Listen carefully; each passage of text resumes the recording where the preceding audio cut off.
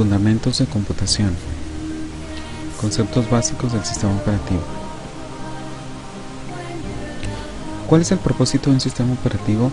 Un sistema operativo es un conjunto de programas destinados a permitir la comunicación del usuario con una computadora y administrar sus recursos de una manera eficiente. A diferencia del software, un sistema operativo se puede encontrar normalmente en la mayoría de los aparatos electrónicos que utilizamos sin necesidad de que sea una computadora. Profesor, en realidad esto tiene que ver con que nuestros aparatos electrónicos normalmente manejan una interfaz para poderse programar, para poderse manejar. Un ejemplo de ello es el microondas. Dependiendo de lo que tú vayas a hacer, necesitas programarlo cuántos minutos y qué tipo de trabajo va a realizar el microondas, ¿verdad? Otro ejemplo muy común es la lavadora. Dependiendo de los ciclos y dependiendo del tipo de ropa, en realidad es el ciclo que vas a elegir y la cantidad de tiempo que va a permanecer. Todo esto lo haces mediante una programación que se lleve efecto pues en tu aparato. Normalmente nosotros tenemos la capacidad de maniobrarlos sin necesidad de permanecer físicamente ahí, ¿verdad? Nos hacen la vida mucho más sencilla. Vamos a ver diferentes tipos de sistemas operativos. Por ejemplo, tenemos el Windows XP Profesional, tenemos el Windows Vista, tenemos el Windows 7. Nuestro curso implica que manejemos o que aprendamos algo de nuestro sistema operativo llamado Windows 7. Diferentes tipos de sistemas operativos. Bueno, también existen también, por ejemplo, el Mac, que tiene que ver con las máquinas generadas por Apple, llamadas Macintosh. En realidad este es un sistema operativo. También tenemos el Linux, tenemos el MS2 y para las PAL, por ahí muy populares hace algunos años, están por ejemplo las agendas, ¿verdad?, electrónicas que se manejaban en ese entonces. Actualmente es muy popular, por ejemplo, Android para los celulares inteligentes. ¿Qué es un sistema operativo con HW y SW?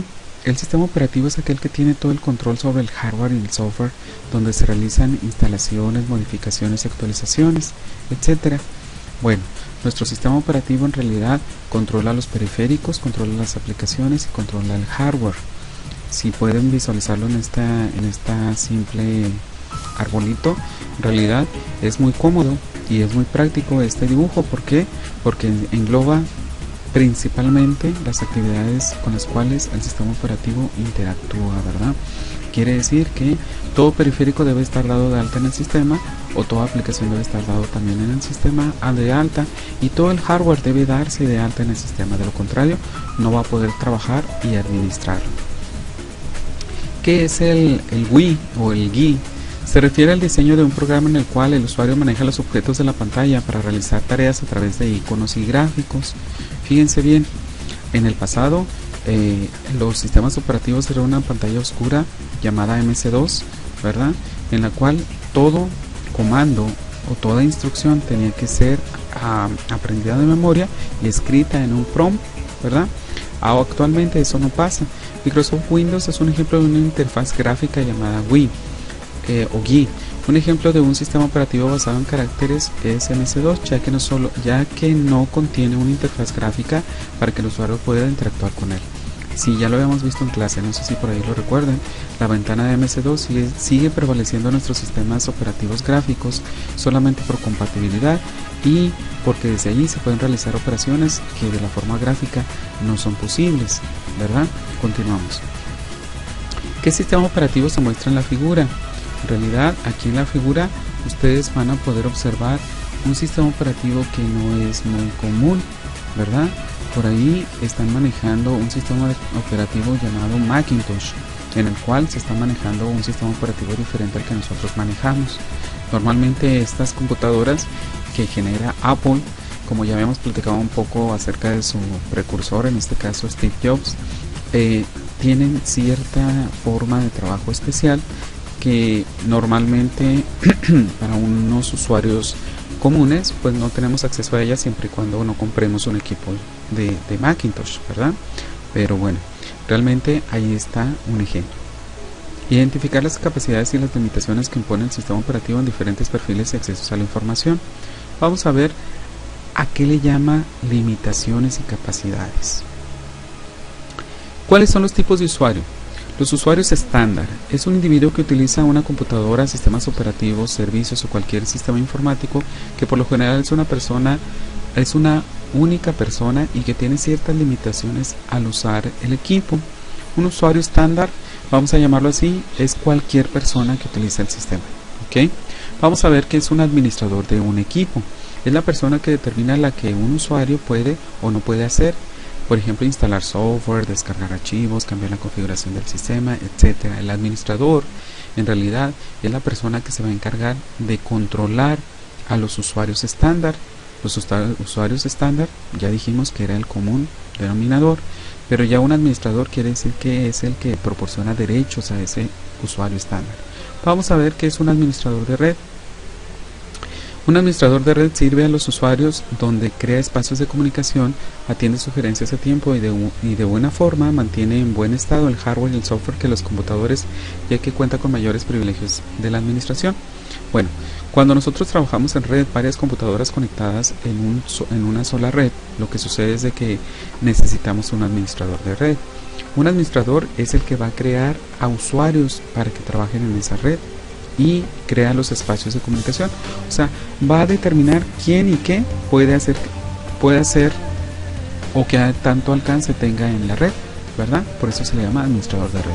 ¿Qué diferencia hay con el administrador de equipo? Bueno, el administrador del equipo puede ser una persona con ciertos poderes, vamos a llamarlo así, para poder determinar también espacios y derechos de los usuarios comunes o de los estándares, ¿verdad? Pero eso lo hace solamente en una computadora. Esa es la diferencia, ¿verdad? Vamos a ver lo siguiente. En caso de que se robaran un equipo de cómputo, ¿qué información es la más difícil e importante de recuperar? Voy a leerlas todas. Hardware y software, aplicaciones y juegos, información personal o equipo de cómputo.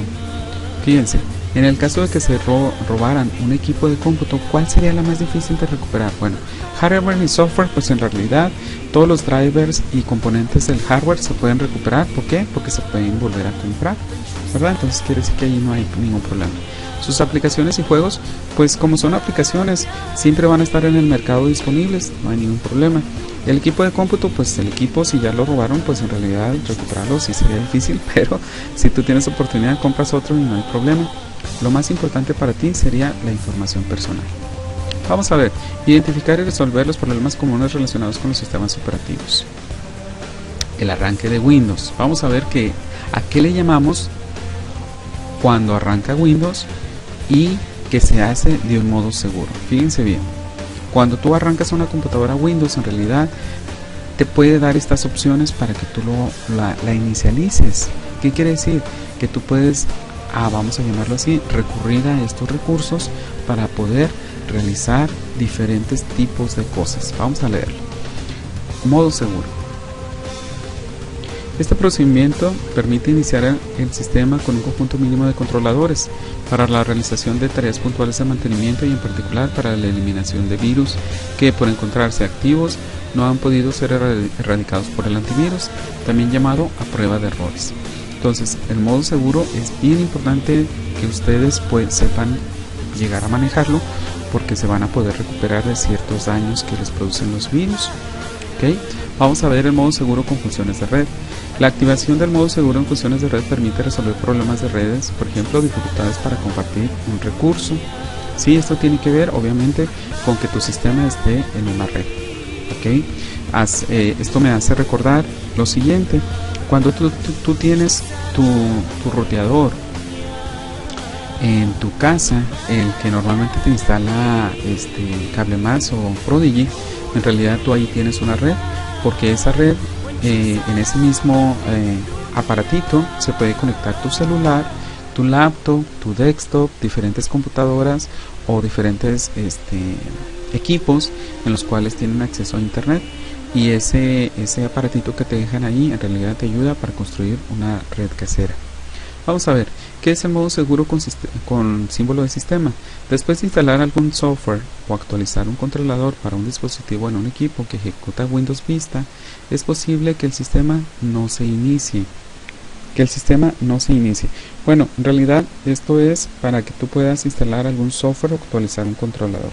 En realidad esto regularmente lo hace un administrador, ¿verdad? Nosotros como usuarios estándares, a lo mejor en muchos de los casos no tenemos el conocimiento suficiente o la confianza suficiente para andar haciendo este tipo de operaciones. Aquí se expresa porque son 3 recursos que tú puedes utilizar cómodamente para poder dar solución a diferentes tipos de problemas. Identificar los elementos del escritorio de Windows. Vamos a ver, ¿qué será todo lo que nos muestra por ahí el escritorio de Windows? Bueno, por ahí vemos el calendario, ¿verdad? Por ahí vemos mi PC, por ahí vemos el Internet Explorer, una carpeta, el botón de inicio, una barra de tareas, una aplicación que está siendo corrida en ese momento, y por ahí tenemos diferentes tipos de iconos que representan procesos que están siendo ejecutados en ese momento, ¿sí? Por ahí ustedes lo van a poder determinar. Ok, muy bien. Déjenme ver.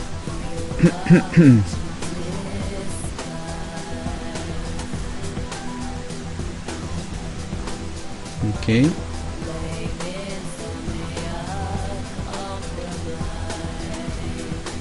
Vamos a ver, opciones de apagado en el menú de inicio. Tienes la opción de apagar, eso quiere decir que hay que hacer clic en el botón de inicio y apagar, ¿verdad? Directamente. Cerrar sesión, eso es en el botón de inicio y cerrar sesión. Reiniciar, ¿verdad? Y para cerrar las aplicaciones o finalizar procesos hay que activar al mismo tiempo control alt suprimir o delete, ¿verdad? Dependiendo de cómo tengas tu teclado. Y esto es para activar el administrador de tareas. Esto es para que mates, como comúnmente se dice, o aniquiles un proceso que está corriendo o una aplicación que no deseas que siga ejecutándose. Ok, vamos a discutir cada una de ellas. Por ejemplo, el apagado, pues el apagó desde el equipo. Cerrar sesión es cuando en esa computadora existen varias personas que pueden tener acceso. Vamos a suponer que tu computadora tiene diferentes cuentas. Una es tuya, otra es de tu esposa, otra es de tu niño. Y si tú estás adentro de tu cuenta y viene tu esposa y quiere accesar la computadora, tú tienes que cerrar sesión para que ella pueda inicializar su cuenta. Vamos a ver qué es reiniciar. Bueno, el reiniciado pues es volver a darle restart a la máquina para que se refresquen por ahí las aplicaciones, ¿verdad? En realidad el reiniciado es muy bueno. Una computadora que queda prendida más de 24 horas se sugiere que siempre se reinicie, ¿verdad? Bueno, continuamos. Visualizar todas las categorías en el panel de control. Vamos a conocer qué es el panel de control. ¿Qué hay categorías? Bueno, el panel de control es una parte de una interfaz gráfica de Windows que permite a los usuarios verificar y manipular controles del sistema básico o controladores, ¿verdad?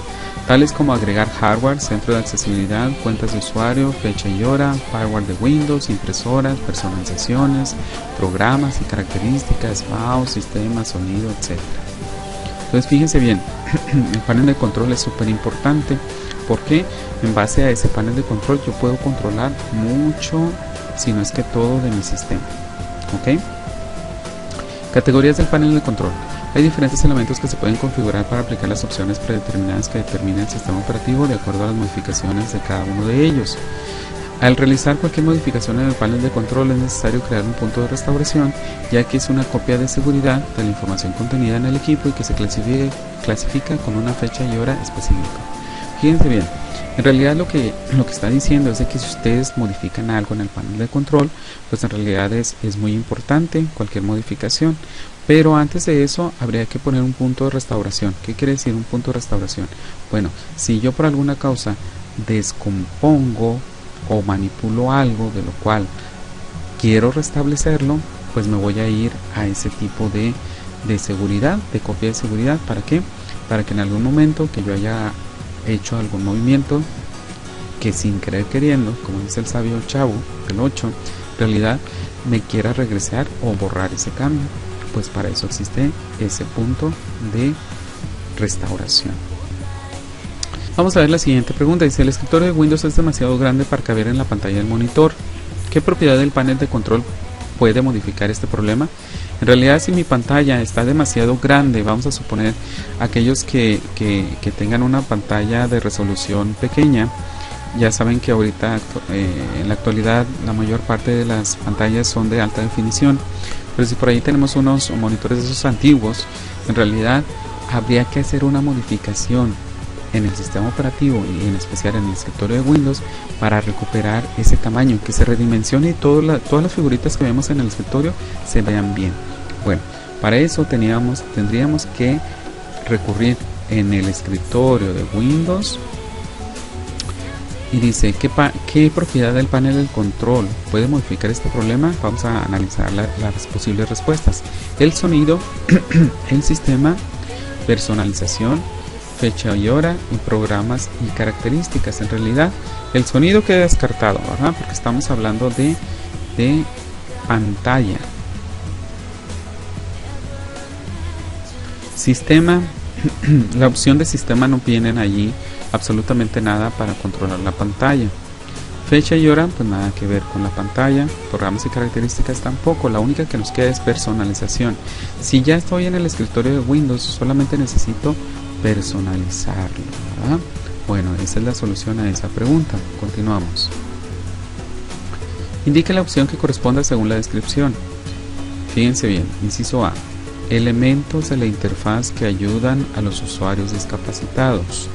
Inciso B: resolución del monitor, protector de pantalla y escritorio. Inciso C: estado de todos los programas de software instalados. Inciso D: configuración del hardware. I o serían de entrada, o serían de salida, que serían puertos, etcétera. Vamos a ver las posibles soluciones, ¿verdad? Agregar o quitar programas. ¿A qué le suena eso de los anteriores? Bueno, aquí en este caso, pues el inciso C tendría que ser el adecuado.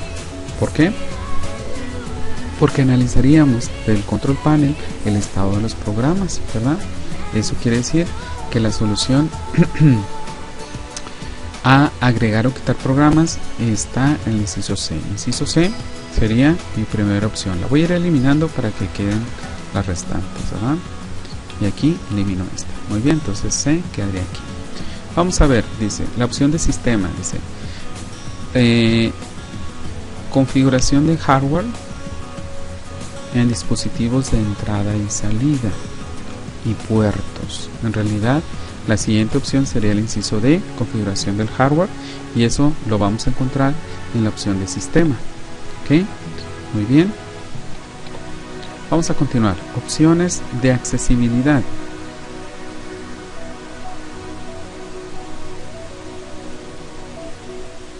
¿Ok?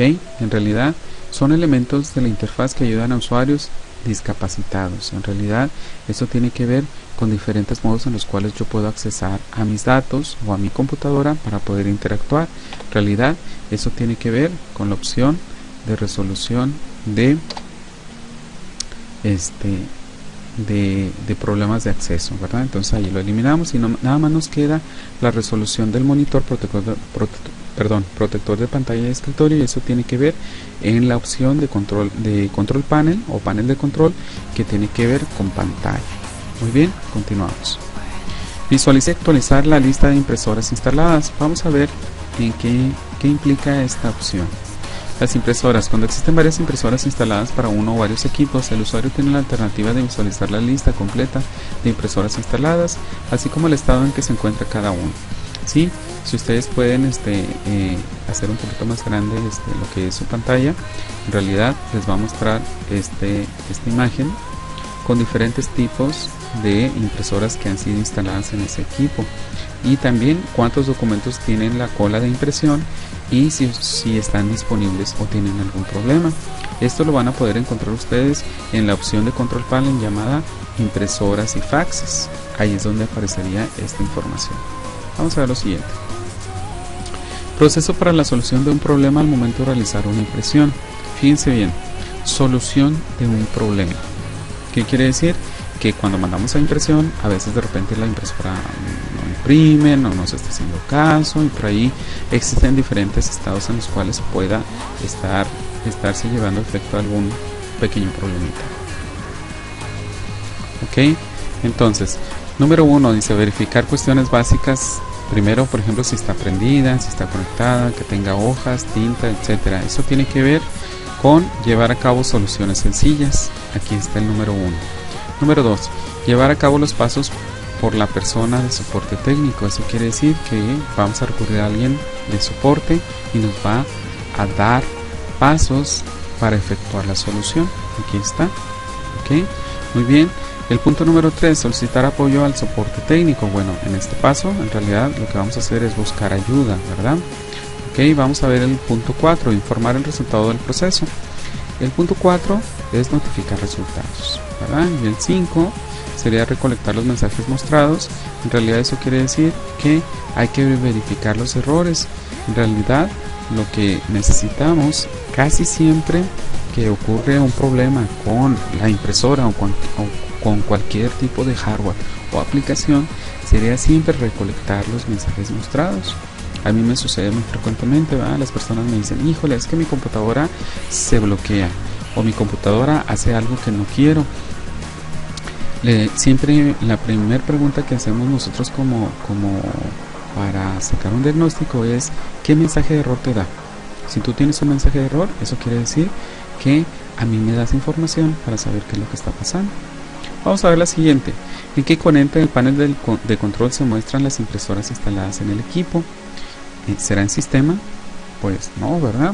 ¿Por qué? Porque el sistema tiene otro tipo de información. ¿Será en sonido? Pues tampoco, ¿verdad? Porque no me agregaría nada que ver información del sonido para la impresora. Agregar hardware, pues tampoco, ¿verdad? En realidad, la opción o el componente del panel de control que me da información de las impresoras, pues es en impresoras. Ya dijimos que la opción era impresoras y faxes. Vamos a ver, solucionar problemas comunes relacionados con la manipulación de archivos e identificación de extensiones de archivos. Vamos a ver, sugerencias de nombre de archivos. Cuando ustedes crean un archivo en Word, en Excel o en PowerPoint, se sugiere lo siguiente. El nombre del archivo es la cadena de texto que se utiliza para designar a un archivo. Los nombres deben ser únicos y relevantes. El nombre del archivo no se puede usar con caracteres especiales y también no debe de contener espacios entre cada palabra. Bueno, esto último en realidad es posible ya actualmente. Pareciera que estas leyendas formaran parte de la forma antigua de manejar los nombres de los archivos. Se sugiere que no lo hagas, pero es posible que lo puedas manejar. No hay ningún problema. Lo que sí hasta la fecha no se debe usar son caracteres especiales, ¿verdad? Por ejemplo, la arroba, la diagonal, bueno, todo tipo de carácter que no sea común. Vamos a ver la siguiente. En sistemas que funcionan bajo el sistema operativo DOS o Windows, ¿qué letra suele representar la unidad de disquete? Bueno, fíjense bien. Los disquetes actualmente ya no se usan. Lo que se usa mucho pues son los discos duros externos o los USB. En realidad la letra C, por compatibilidad con los sistemas anteriores, siempre se ha manejado como el disco local, o sea, tu disco duro. Ahora bien, en los disquetes normalmente no se usa la D. La D casi siempre la usan los drivers de CD-ROM o DVD-ROM. Entonces te queda descartado también porque dijimos que era el disco duro. Y la Z, normalmente no llegamos a la Z. A cada letra del alfabeto se le asigna un disco, vamos a llamarlo así, al revés.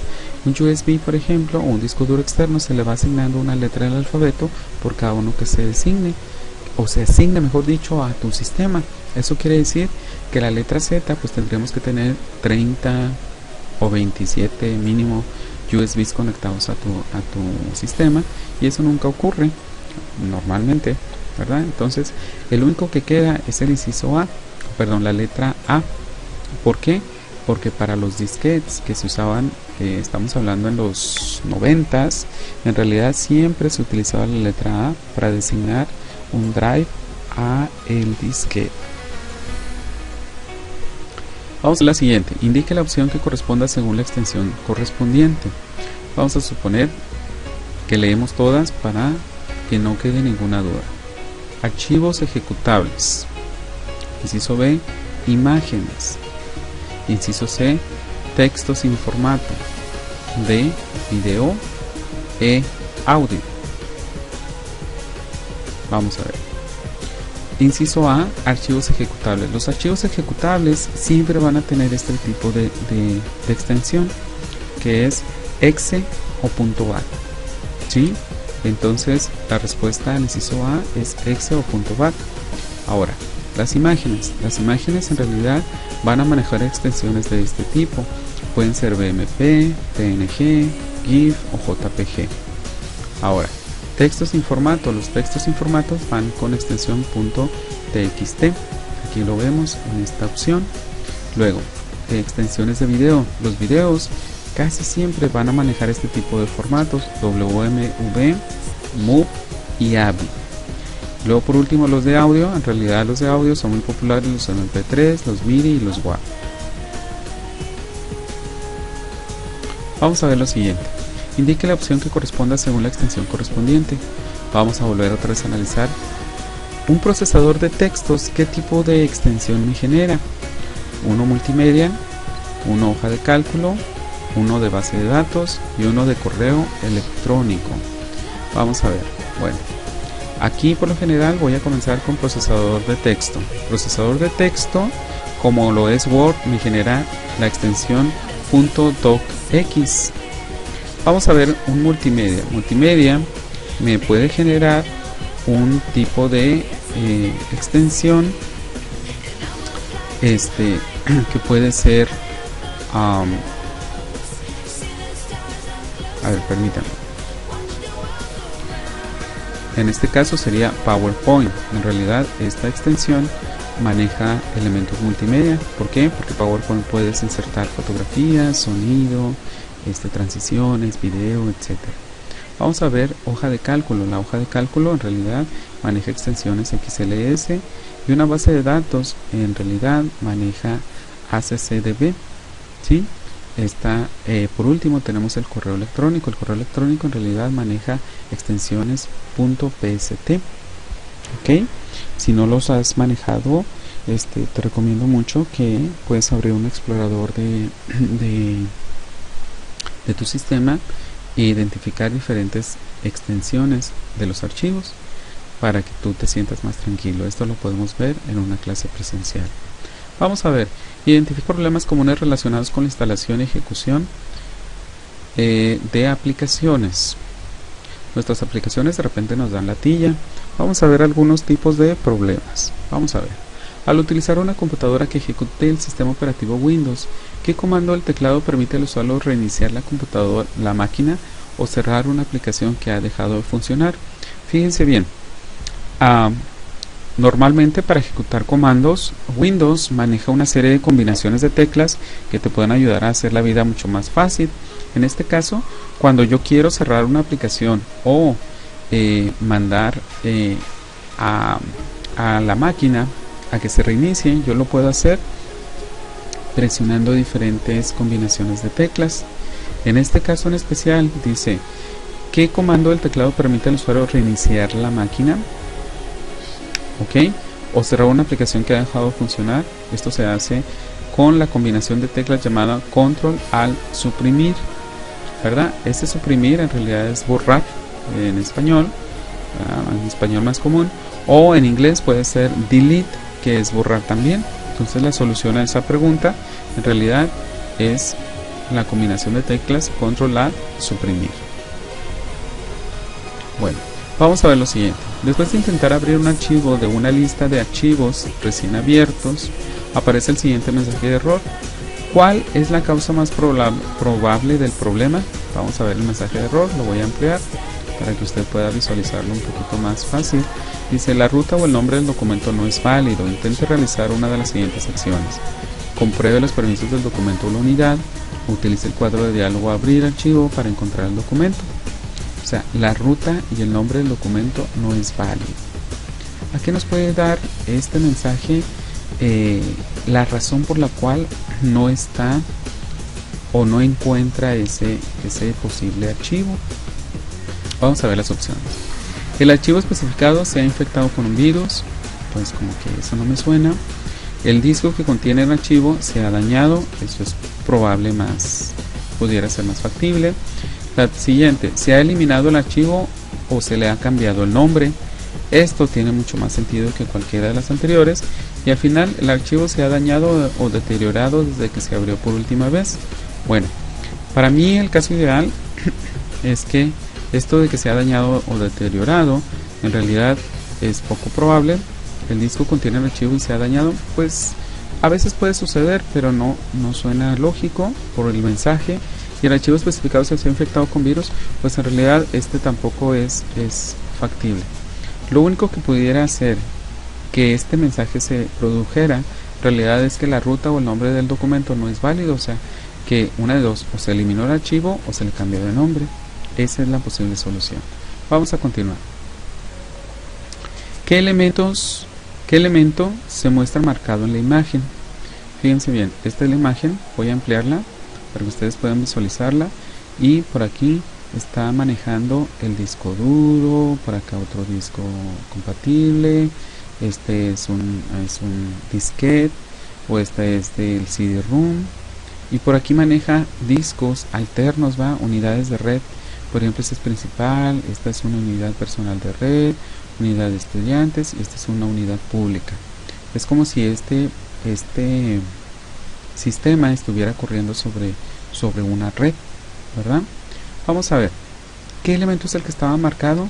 Por ahí, al momento de ampliarlo se perdió pero en realidad la que estaba marcada era la unidad T, ¿verdad? Déjenme lo recorro para volverlo a marcar como estaba. Ok, aquí está. La unidad T es una unidad pública. ¿Eso qué es? ¿Es un CD-ROM?